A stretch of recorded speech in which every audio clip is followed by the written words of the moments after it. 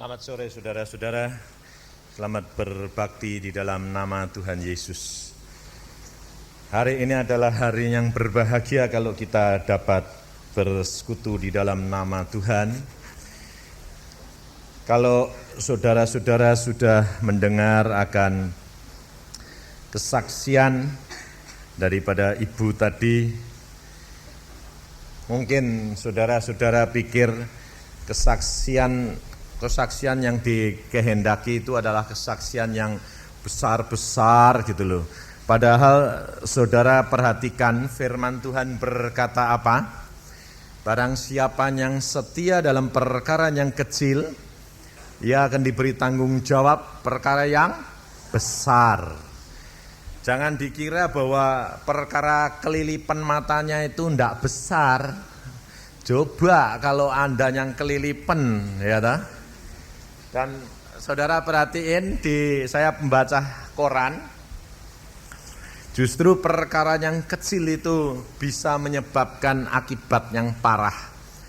Mana seorang perempuan, dia kawin, kemudian suami yang pertama kecelakaan, jatuh mati, hanya jatuh kesandung mati. Kemudian suami yang kedua makan keselak mati.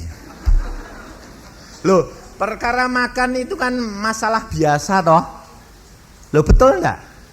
Biasa, saudara makan toh.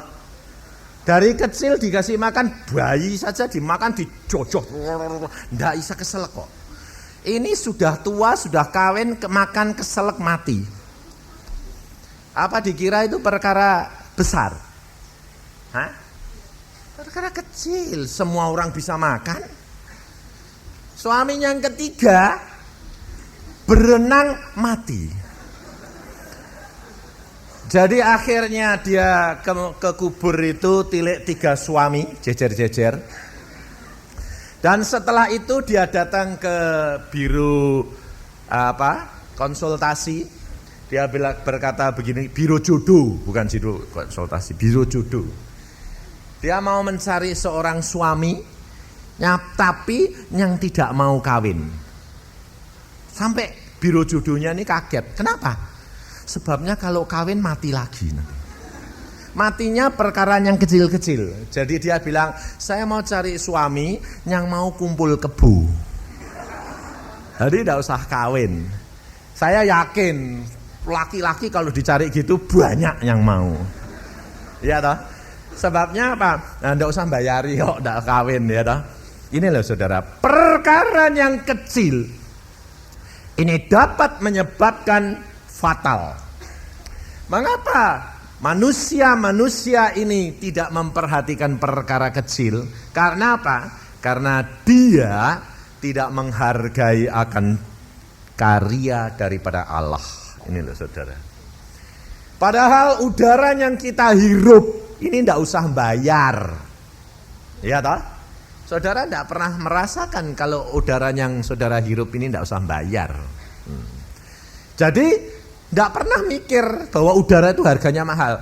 Coba kalau kamu nanti sudah masuk rumah sakit di tempat ICU, ya, lalu dibantu pernapasan dengan oksigen, bayarnya mahal. 1 tabung puluhan ribu. Nah, itu barusan bilang, kok mahal ya? Wong cuma tak nggo napas loh. Nah iya, ya toh. Padahal Anda tidak tahu tiap hari make berapa tabung oksigen ini. Ini loh saudara. Hidup kita, kalau engkau mau mengenal akan Allah, engkau harus kenal Dia dari hari ke hari, dari perkara yang terkecil sampai yang terbesar. Karena firman Tuhan berkata, siapa yang percaya, siapa yang setia dalam perkara kecil, dia berikan tanggung jawab yang besar. Tapi ternyata saudara tidak diberi tanggung jawab oleh Tuhan besar-besar. Sebabnya apa? Tidak pernah setia dalam perkara yang kecil. Nah inilah. Coba setia dalam perkara yang kecil. Bangun tidur, berdoa, ucapkan syukur. kalau engkau bisa tidur.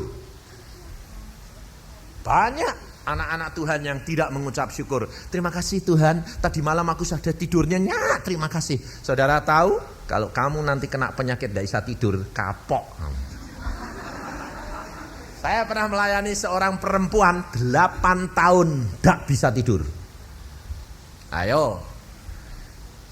Mungkin anak-anak muda yang sedang belajar pikirnya, kok ngantuk, kalau bisa tidak tidur no baik. Kalau kamu nanti dituruti ke permintaanmu, kapok kamu nanti. Tidak bisa tidur perempuan ini 8 tahun. Yang namanya tidur tidak mengenal. Kenapa? Dia disantet sama suaminya. Tahu disantet enggak? Oh enggak tahu lah, mau ngomong apa Pak? Gitu loh, wong ini enggak di gereja saja kok. Disantet itu diguna-guna. Diguna-guna sama suaminya supaya istri ini mati. Kalau mati, hartanya kena dia. 8 tahun. Tetapi ternyata istri ini tidak mati-mati. Lah, dukunnya itu bilang, setan itu pada waktu kita layani, dia bilang gini, ini orang kok tidak mati-mati, sudah 8 tahun, karena dia mencari Tuhan. Anaknya 3 kecil-kecil, bayangin saudara. Suami ini kejamnya luar biasa, dan sudah pisah, diusir, keluar, dia keluar. Tapi suami tidak dapat menikmati hartanya karena istrinya belum mati. Jadi didukunin terus. Nah, pada waktu saya mau doakan, saya belum numpang tangan loh. Dia bilang, Pak tolong doakan. Kenapa? Saya 8 tahun tidak bisa tidur Pak. Hah? Saya ya kaget 8 tahun nih. Loh kalau cuma sehari itu karena masalah seminggu mungkin ya toh. 8 tahun itu. Lah saya bilang, lah kok kamu kok enggak apa-apa ya? Ya itu aneh itu, enggak bisa tidur Pak. Nutup mata ya nutup tapi enggak bisa tidur. Jadi kalau malam itu kelayapan di dalam kamar itu kelayapan, di luar saja enggak bisa tidur. Bayangin saudara. Tapi pada waktu saya tumpangan tangan, belum nempel ini, baru tak gitu, dikeplok saya.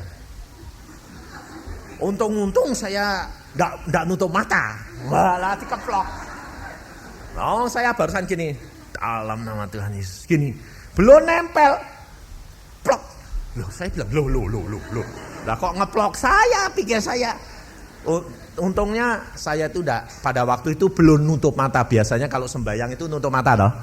Nah, otomatis toh, siapa yang ngajari? Loh, kamu pernah diajari kalau sembahyang tutup mata enggak? Hah? Loh, ini loh dia siapa yang ngajari siapa? Enggak ada toh? Enggak ada. Tidak harus orang sembahyang itu tutup mata. Tidak harus. Jadi kalau saudara naik mobil lalu sembahyang nyetir nutup mata, ya tabrakan. Enggak bisa.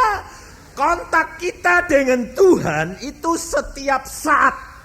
Berdoa kepada Tuhan itu setiap saat. Tapi kalau di tempat ini tutup mata, itu baik. Sebabnya apa? Sebab kalau kamu sembahyang lihat sana lihat sini, nanti kacau saya bilang. Nah, ini pengalaman di Solo saya. Bekas kesaksian Dokter Danu. Dokter spesialis kandungan. Dia belum percaya, dia barusan anak Tuhan yang baru. Nah, kemudian istrinya itu cantik. Istrinya ini cantik memang. Nah, kemudian istrinya ini bersekutu, mimpin puji-pujian. Nah, sudah tengah-tengah, dia praktek, setelah praktek datang mau turut. Nah, kemudian ternyata semua tutup mata. Semua tutup mata.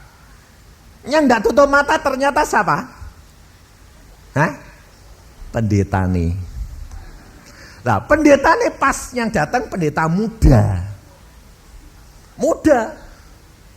Belum punya gandengan. Belum punya anhang.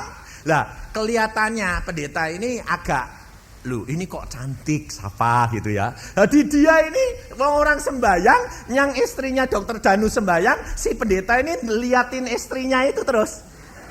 Lah dokternya yang suami ini datang, tang.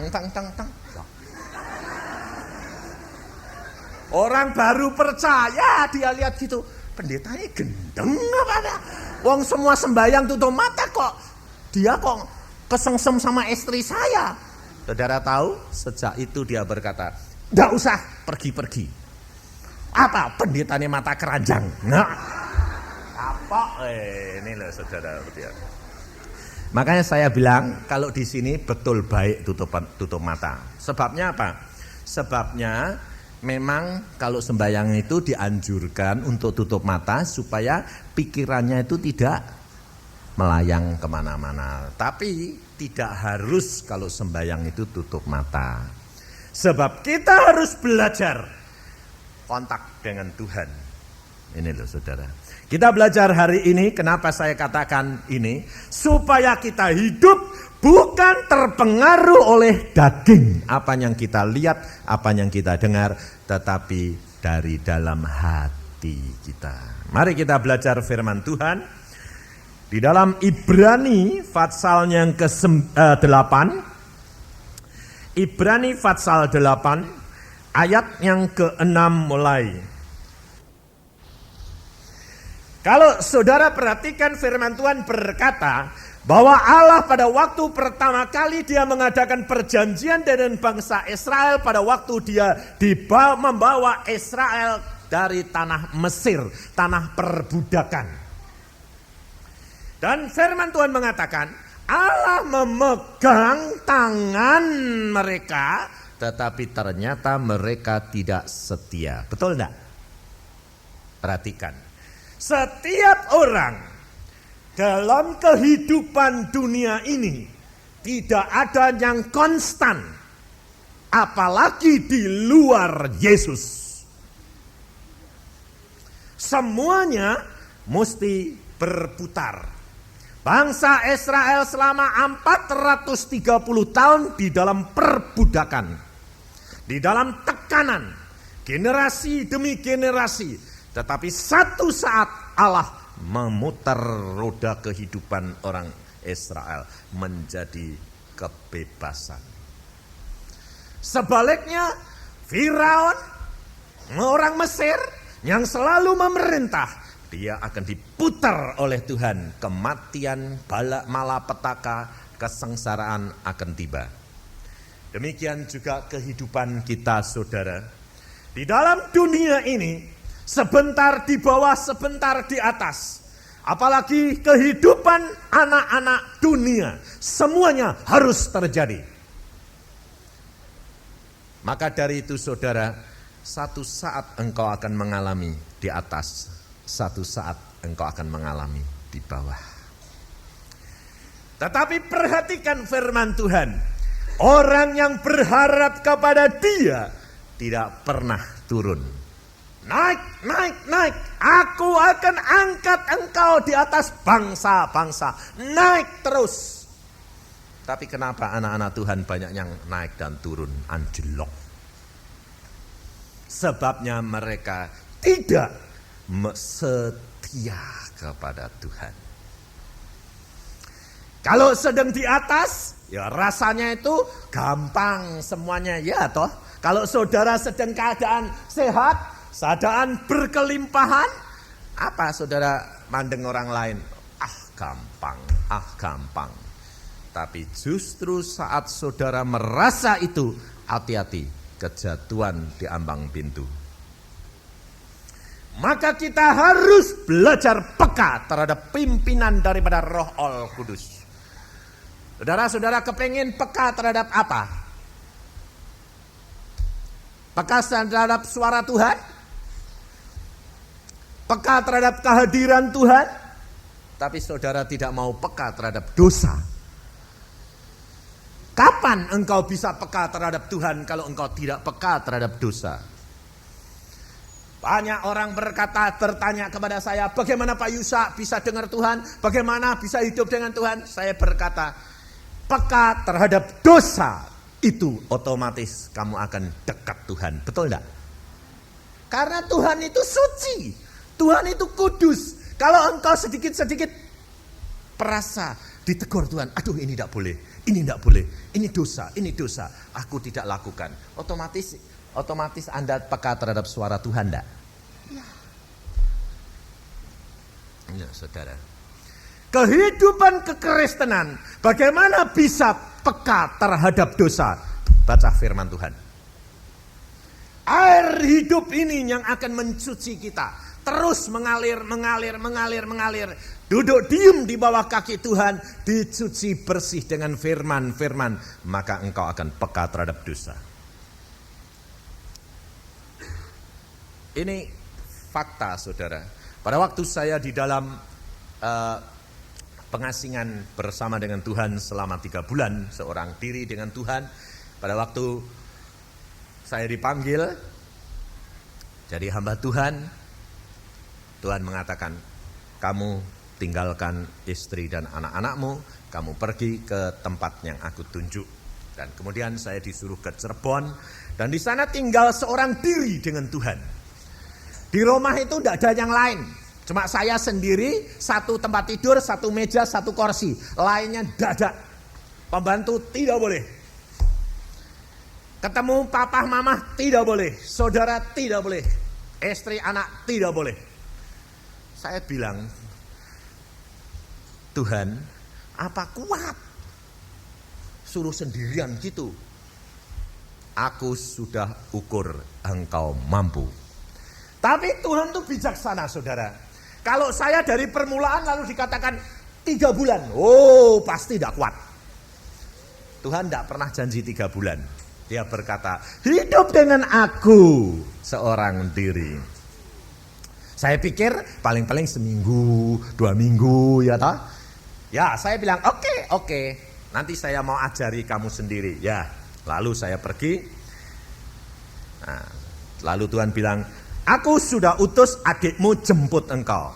Nah ternyata betul, adik saya datang, dia bilang, Kak, aku diperintah Tuhan jemput engkau pergi ke Cirebon. Oh ya betul, saya sudah tahu, saya bilang. Karena apa? 2 hari sebelum itu, 2 orang hamba Tuhan, malamnya itu sudah berencana. Karena saya mengambil keputusan jadi hamba Tuhan, tidak praktek, keluar daripada pemerintah, orang Bandung itu ribut. Yusa sinting.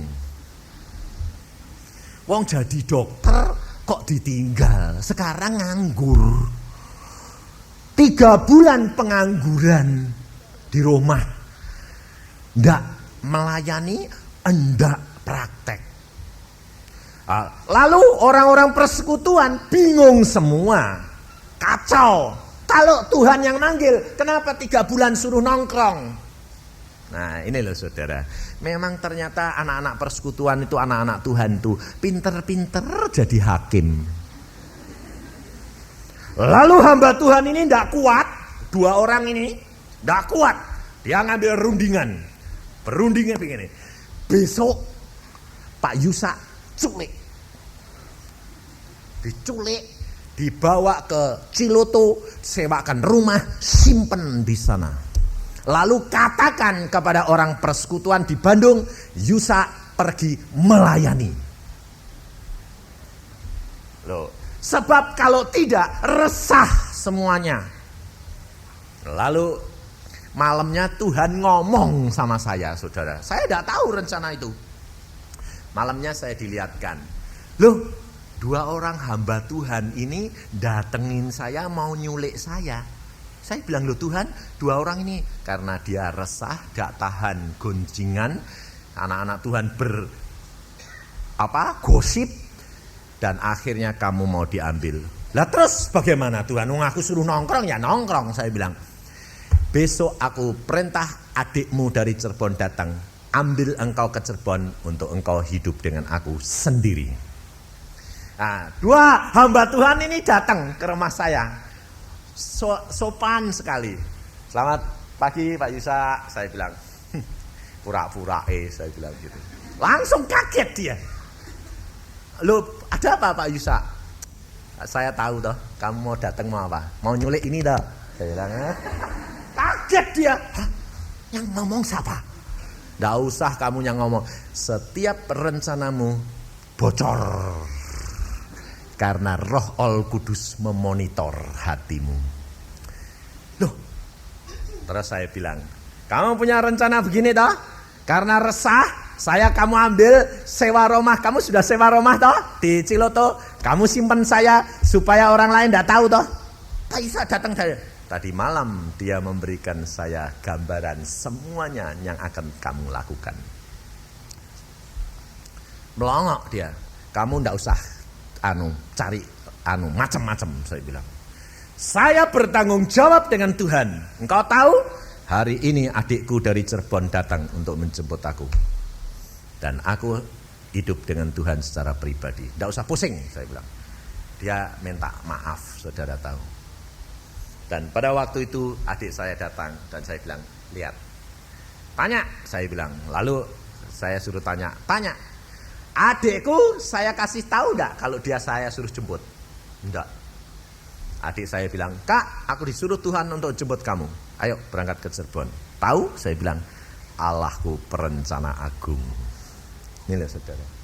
Hidup dengan Allah itu adalah hidup yang nyata di dalam kehidupan tiap-tiap hari. Dan di dalam kehidupan saya di sana, hanya sore dikasih makan.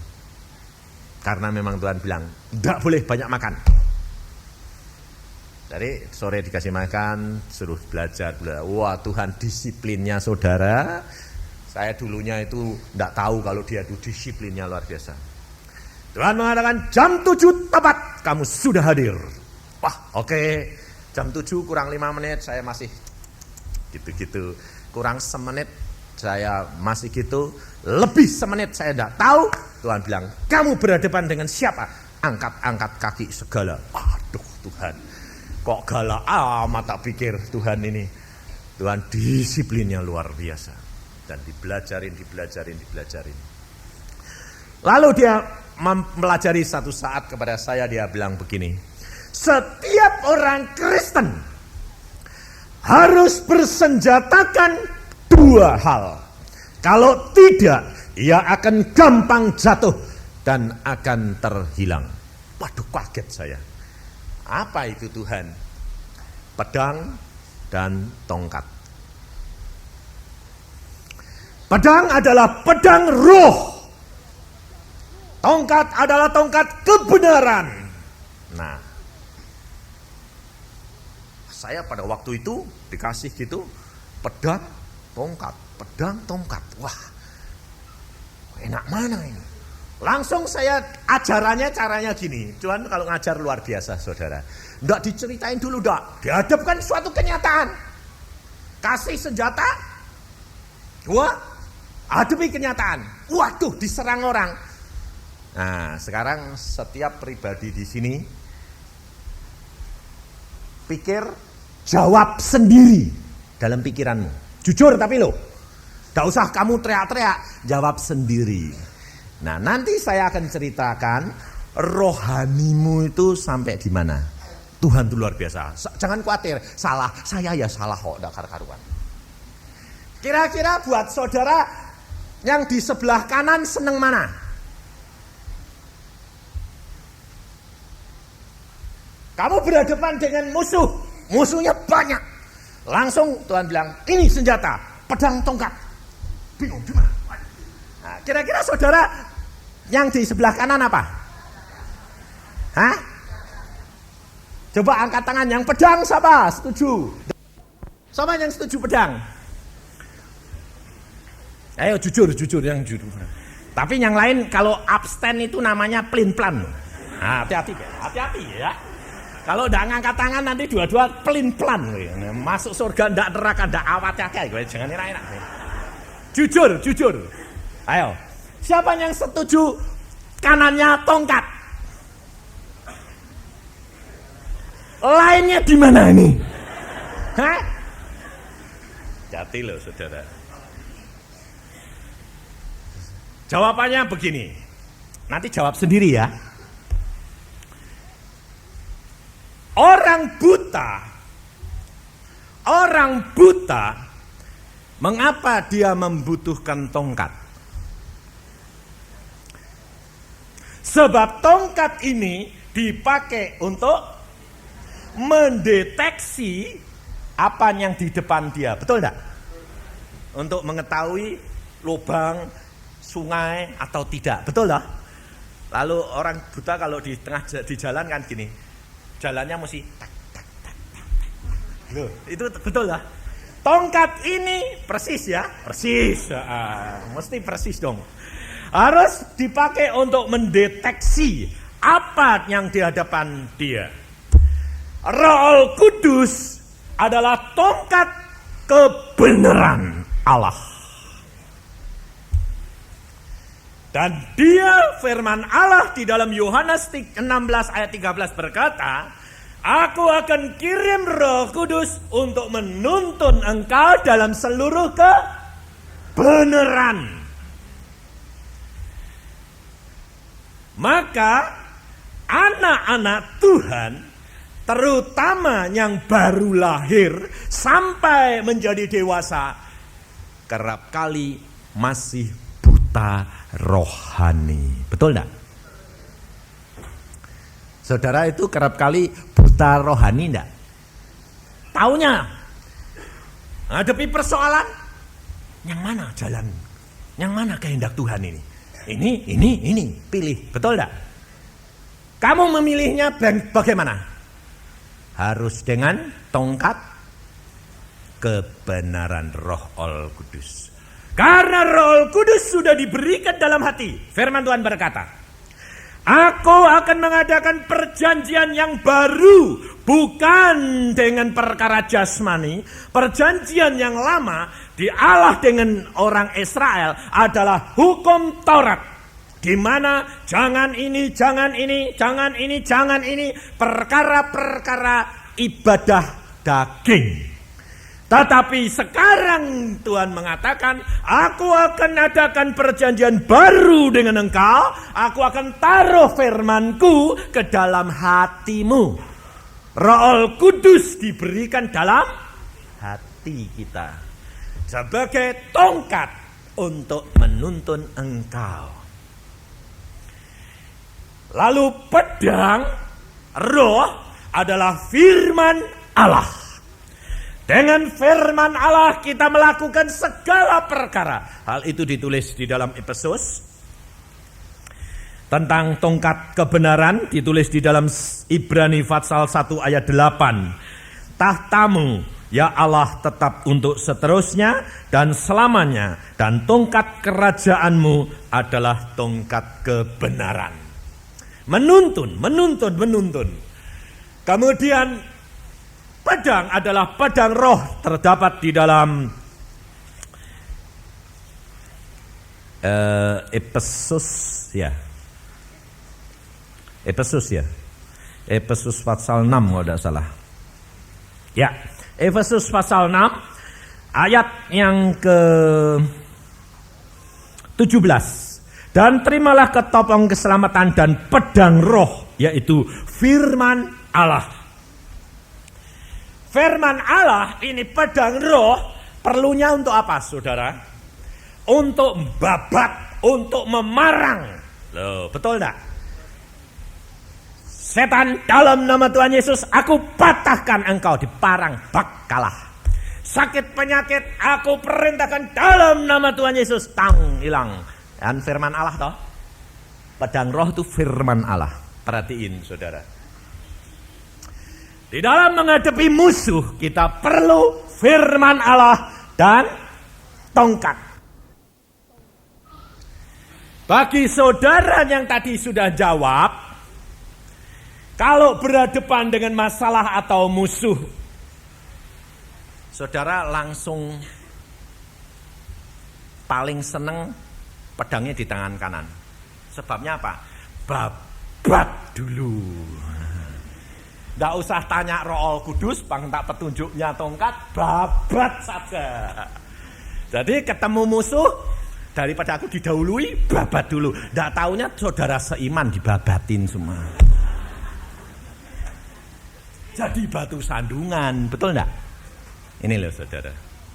Kenapa? Kalau anak-anak Tuhan masih senang, pedangnya di tangan kanan, pasti dia tidak akan bijaksana. Kenapa? Asal ketemu musuh, yang bakat.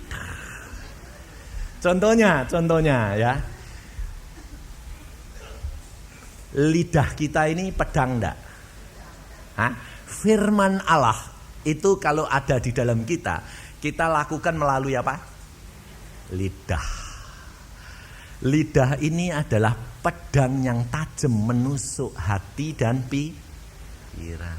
Coba, ada orang ngomong gini, aduh tolong dong doain, nggak punya iman. Ya dah, langsung dibabat. Kenapa saudara tidak begini? Yang kamu hadapi ini musuh, kamu berdoa, Tuhan, apa yang aku harus berbuat? Siapa yang aku hadapi ini? Nah, lalu tongkatnya digunakan dideteksi. Lalu Tuhan berkata, ini saudaramu seiman, perlu pertolongan. Oh, jadi kasihan ya Tuhan, keadaannya begini. Iyalah, mau gunakan pedangnya ndak jadi. Oh, itu perlu ditolong kok. Oh, mari digandeng. Wong datang kamu belum sudah takut. Wih, daripada nanti orangnya gede dhuwur, babat dulu saja. Lah, gepeng nanti. Lalu sudah dibabat, sudah mati, ternyata aduh, saudara seiman. Nah, inilah saudara. Kita harus minta pimpinan Roh Kudus untuk dapat menggunakan, mendeteksi dengan Roh Kudus. Saudara harus belajar cara untuk dapat melakukan itu. Kalau saudara diberi oleh orang alat radar, ya toh, saudara bisa menggunakan enggak? Enggak bisa toh? Enggak bisa, enggak tahu kok. Demikian juga saudara dikasih Roh Kudus, tahu enggak caranya? Enggak tahu. Alkitab ini adalah apa? Ini adalah apa? Literaturnya. Saudara harus baca dulu. Literaturnya baca dulu. Bagaimana bisa peka menggunakan Roh Kudus menurut dia.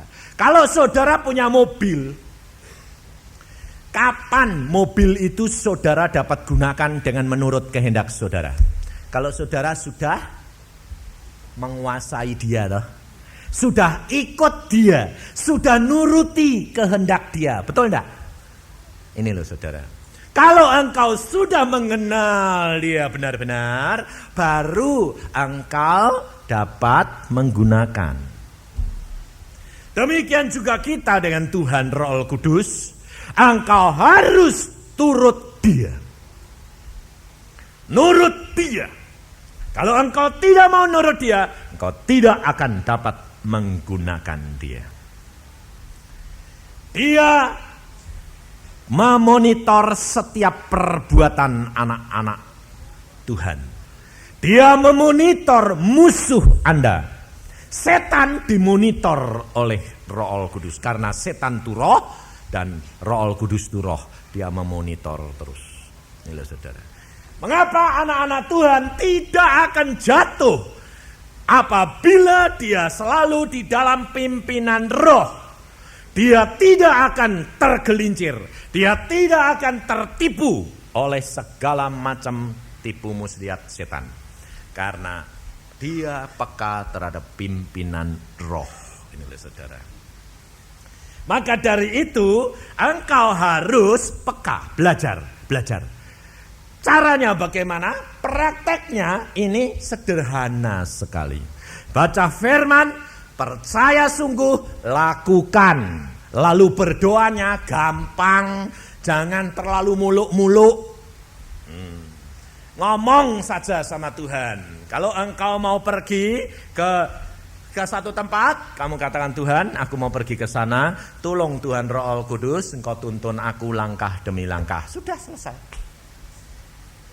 Kamu mau pergi bertemu dengan relasimu, engkau mau ngadakan perjanjian, katakan kepada Tuhan Roh Kudus, Tuhan, aku mau ngadakan join kerjasama ini, tolong pimpin ya Tuhan. Nah gitu. Sudah, nanti kamu ngomong-ngomong, nanti ada pimpinan Roh Kudus. Dia penipu atau tidak, kamu akan diberitahu. Di Surabaya ada seorang ibu, dia datang pada saya begini. Pak Yusak, tolong dong Pak Yusak. Kenapa? Saya ini kabotan utang. Kenapa utangmu badi banyak? Saya diajak join sama orang Singapura, sudah beli tanah berapa hektar, mau jadi pabrik apa. Uang saya sudah saya tanam ke sana, sudah di Singapura, nyatanya ditipu. Saya bertanya, lah pada waktu kamu dulu ngadakan join itu kamu sembahyang enggak? Dia bilang, enggak. Lah kenapa enggak sembahyang? Nah, soalnya kesengsem untungnya. Untungnya itu kelihatannya bakal besar. Jadi pikiran suami saya sama anak-anak saya itu untung. Sekarang kepentung. Kalau sudah kena pentung, lari Tuhan. Tuhannya digendoli terus, Tuhan tolong. Lah lalu Tuhan berkata, lah dulu kok enggak minta tolong aku, kalau sekarang sudah kepentung kok minta tolong aku. Nah ini loh saudara.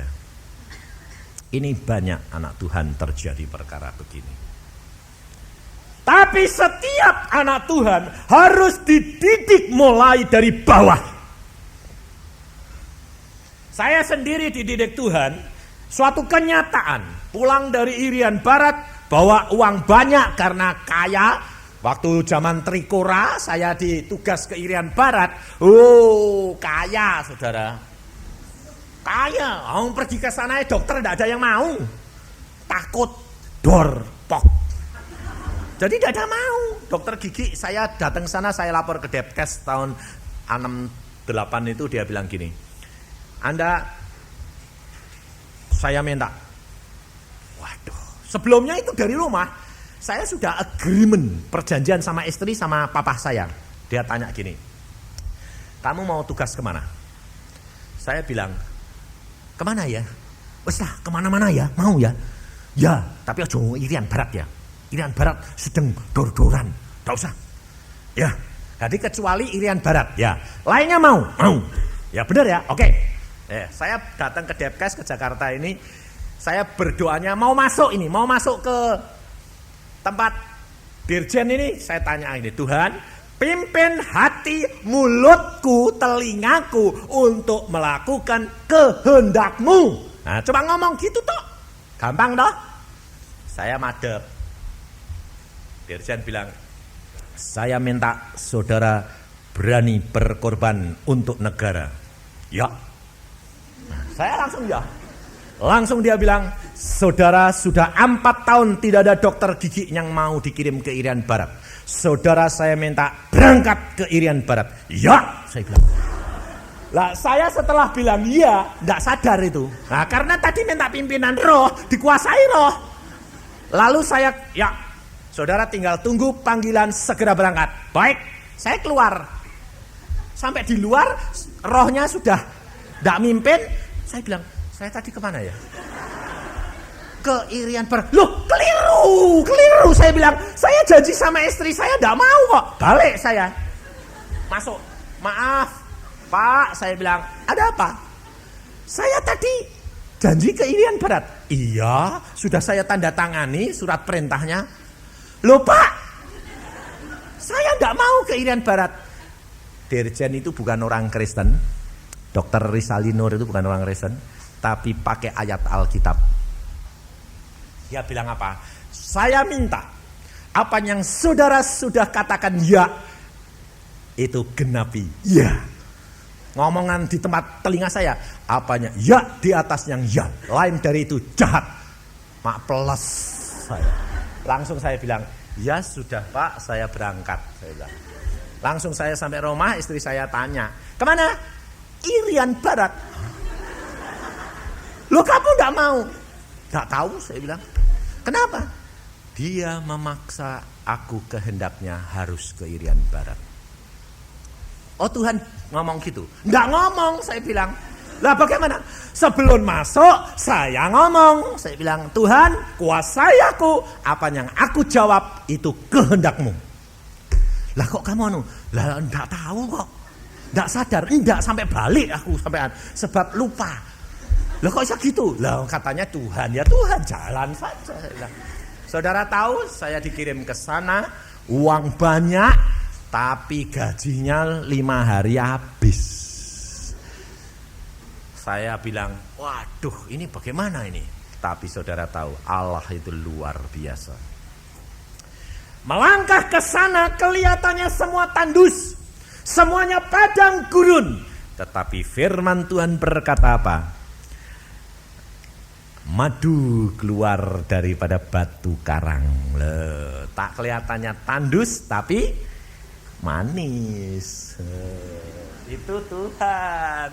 Makanya kalau sekarang sedang tandus, sedang kering kerontang, siap-siap bakal terima manisnya, jangan khawatir. Ada waktunya. Saya sendiri di sana tidak punya apa-apa. Akhirnya saudara tahu, Tuhan memberikan hikmat. Pergi dokter di sana, saya orang satu dokter gigi menguasai 5 kabupaten. Wah, kuasanya luar biasa. Sebabnya apa? Angkatan laut tidak punya dokter gigi, angkatan udara tidak punya, polisi tidak punya, pemerintah tidak punya. Jadi kalau tidak baik sama saya tidak tahu bati. Jadi saya kenalnya sama panglima-panglima itu. Bayangin saudara. Dan di situ saya jalan-jalan, saya lihat, saudara tahu, Tuhan berkata, lihat, mereka tidak punya alat-alat rumah tangga. Saya lihat, oh iya ya, orang kaya-kaya di Irian Barat tuh tidak punya kursi. Sebabnya apa? Alat-alat rumah tangga itu kapal dari Jakarta ke sana sebulan cuma 1 kali muat beras. Saya bilang, lalu Tuhan bilang, bapakmu kan usaha mebel, kamu datangi mebel. Oh iya ya Tuhan.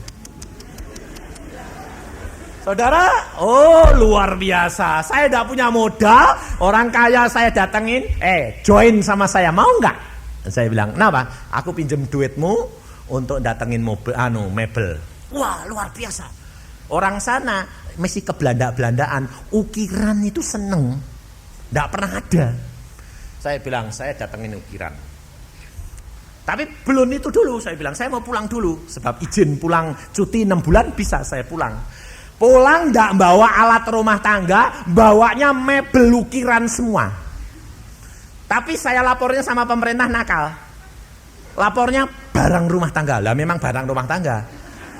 Tapi bakal mau saya jual, bukan barang saya sendiri. Saya bawa ke sana. Wah, 3 truk. Nah, karena dokternya tidak ada, ya sudah boleh. Nah ini, sampai sana saya setel, saya pakai di rumah tangga saya. Lalu orang kaya-kaya saya panggil, mampir ke rumah saya. Lihat barang begini, matanya melotot semua. Wah, kamu punya ukiran semua ya? Iya. Mbok beli, mbok jual, boleh. Padahal saya punya reservo di gudang yang belum saya bongkar. Berapa? Saya jual harganya 5 kali lipat. Lah dia mau kok. Ya bukan salah saya toh. Berapa saya bilang? Maunya berapa? Berapa saja saya beli. Bilang, lah bersaing toh orang kaya. Sudah diambil, saya pasang lagi yang lain. Loh kok punya lagi? Iya. Seluruh Irian dibiak dan diserui beli barang saya. Dalam waktu 6 bulan saya kaya raya luar biasa. Beli mobil baru, segalanya baru. Luar biasa. Saudara tahu, jangan khawatir kalau engkau sedang di dalam masa gurun pasir dan kekeringan. Allah punya rencana yang indah di dalam engkau apabila engkau menurut. Tapi kalau engkau gerutu, diputer-puter di padang pasir kayak bangsa Israel 40 tahun. Jangan enak-enak loh nanti.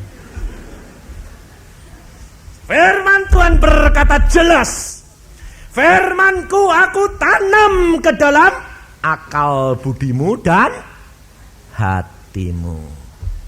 Maka dari itu saudara harus menurut firman daripada Allah dan engkau menggunakan Roh Al-Kudus sebagai petunjuk jalan. Gunakan firman Allah untuk mematahkan senjata dan musuh-musuhmu. Maka engkau akan mendapatkan kemenangan demi kemenangan luar biasa Allahmu itu. Dan saya selama di sana 3 tahun setengah, saudara tahu, diberkati Allah luar biasa. Luar biasa. Sampai saya bilang, Tuhan, aku tidak pernah punya bayangan kalau bakal sampai seperti ini, saya berkata. Dan Tuhan mengatakan, nurut, enak. Lakukan firman, engkau akan melihat perkara-perkara yang Allahmu bukakan. Tapi setelah itu saudara, waktu saya pulang, waduh, pulang sampai ke Jawa, istri saya itu istimewa sungguhan.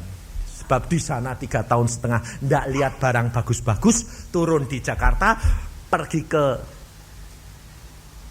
mana Glodok, lihat, waduh, segala dibeli. Tahun 71. Uang 500.000 sehari bablas. Padahal emas harganya pada waktu itu masih kira-kira 400 berapa gitu. Jadi hampir sekilo emas tuh bablas sehari. Saya sampai melongok, kamu beli apa? Oh bagus-bagus kok. Dan saudara tahu, pada waktu itu Tuhan mengatakan kepada saya, Yusa, siap-siap. Apa siap-siap lagi ini? Lalu Tuhan mengatakan, aku akan bersihkan semuanya. Karena ternyata saya pulang, bawa uang banyak, mau beli rumah, beli mobil, beli unit buat praktek. Sampai di Jepara, istri saya berkata, uangnya habis. Kenapa habis? Bayar utang. Utang siapa? Lalu istri saya bilang, kakak saya, utang pakai namamu. Lah yang data tangani aku. Lah yang utangi gak mau tahu. Yang tahu pokoknya yang nanda tangani kan istrimu. Lah istri saya dimintai tolong sama kakak saya, sungkan. Akhirnya uang saya suruh bayar. Ludes. Lalu saya bilang, loh ini mau beli rumah ndak bisa, beli mobil ndak bisa, beli unit ndak bisa, lalu mau praktek pakai apa? Saya bilang, lah nanti kan diganti Tuhan. Istri saya itu baiknya luar biasa. Ludes-des, saudara. Sampai saya bilang, loh Tuhan kok ludes? Iya, aku kan sudah ngomong, siap-siap Yusa. Tak taunya siap-siap itu dibikin bangkrut. Saudara tahu. Tetapi Allah itu punya rencana yang luar biasa. Apapun yang dikehendaki terjadi, itu baik. Supaya apa? Mendidik anak-anak saya bergantung kepada Tuhan, mulai dari perkara yang terkecil sampai yang terbesar. Saya di Bandung praktek, saudara tahu, tidak punya apa-apa, ludes. Tidak punya kenalan di Bandung. Bayangin, rumah kontrak tempat saya dulu ngontrakin adik saya, sekarang terpaksa saya masuk di dalam rumah itu. Praktek nyewa, tidak bisa apa-apa. Dan makan dari hari ke hari. Dokter lo, bayangin. Sampai saya bilang, aduh Tuhan. Dan satu saat, saudara tahu, kalau saya pergi praktek, istri anak-anak saya yang masih umur 7 tahun, dia bilang, Pak tak doain ya supaya dapat pasien. Saya bilang, ya nak. Lalu satu saat istri saya bilang gini, Pak, berasnya itu tinggal besok pagi-pagi tok. Hah? Siang enggak ada? Enggak ada. Apalagi ikan, ada ikan asin. Ya sudah toh, sembayang tak praktek, mesti kasih saya bilang. Allah kita adalah Allah yang menjamin. Saya berangkat pakai skuter adik saya. Sampai sana, buka sembayang terus. Tuhan kirim pasien berasku kalau tinggal besok sehari, cuma tinggal pagi. Bayang terus. Sampai jam 7, saudara tahu, ada pasien, seneng saya, aduh datang. Satu, bikin gigi, lumayan toh, hasilnya gede. Sudah saya cetak, harganya berapa ribu? Wah, saya pikir lumayan. Saat itu, waktu cabut 300 rupiah loh. Satu cabutan gigi cuma 300 rupiah loh. Di zaman 71. Lalu masuk, pikir saya, lumayan ini, dapetnya 15 ribu. Waduh, puji Tuhan, saya bilang. Belum sudah, puji Tuhan. Sudah saya cetak, saya orangnya senang. Saudara bilang apa dia? Dokter, nanti kalau sudah selesai aja ya bayarnya, mak pelempes. Lah, boleh enggak? Kalau saya bilang, oh udah bisa, malu dong. 2 tahun. Saudara tahu. Jadi saya sudah ngerasain rasanya benar-benar miskin itu bagaimana. 2 tahun. Sampai saya kalau mau pergi naik skuter bilang, Tuhan, tek banku kempos, aku enggak punya duit loh. Padahal nembel cuma 25 rupiah. Aku enggak punya duit loh Tuhan. Enggak pernah kempos.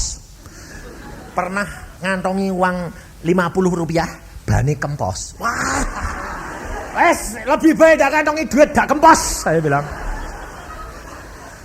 Ini kenyataan hidup, saudara. Dan pada saat itu, istri saya lemes, anak saya masuk kamar, dia bilang, yuk Pak sembayang. Bagaimana rasanya seorang ayah anak ini? Dia berkata begini, saudara. Pagi saya antar sekolah, naik skuter. Turun dari skuter masuk ke sekolah TK, dia bilang apa? Pak, nanti kalau pulang Nik bisa makan, Pak. Bayangin, saudara. Hancur rasa hati ini.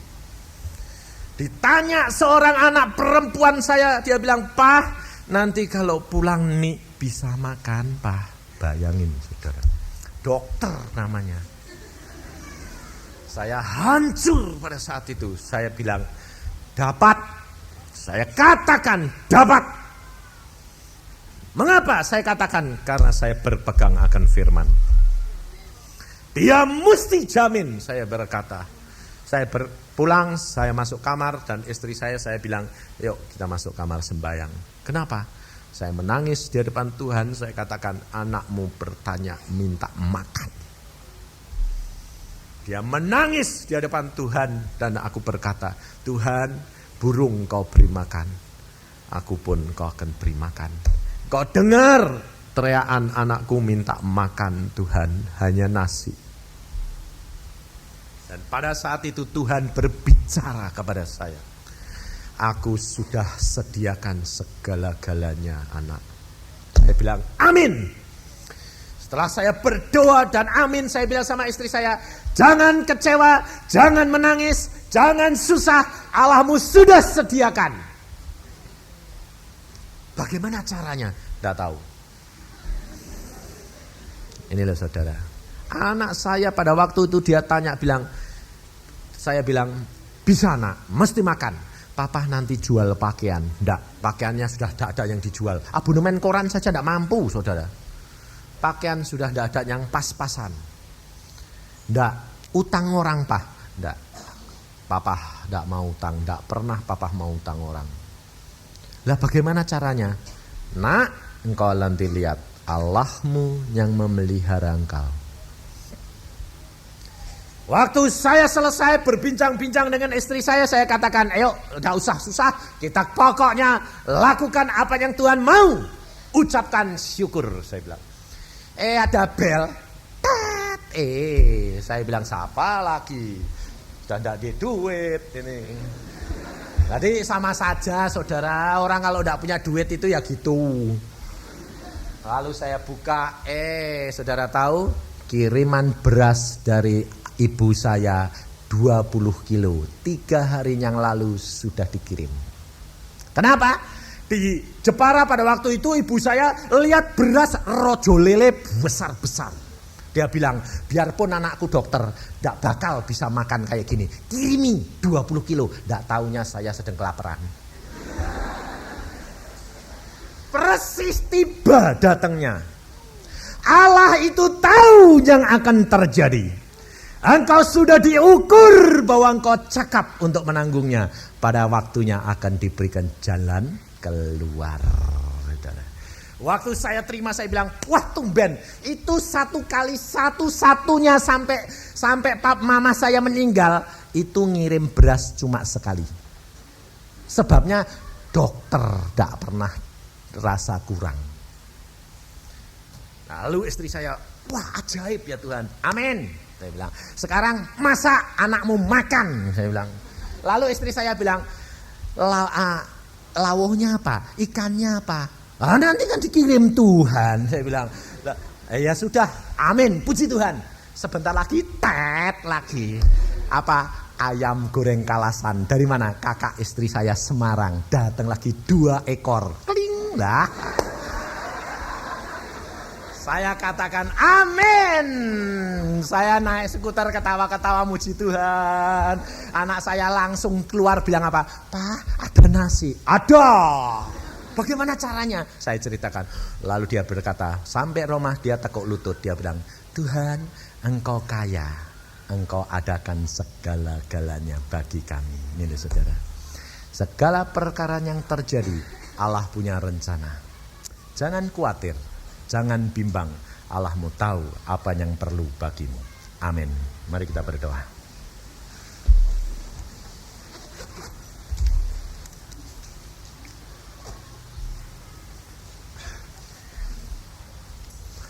Tuhan, firman-Mu sudah hamba sampaikan.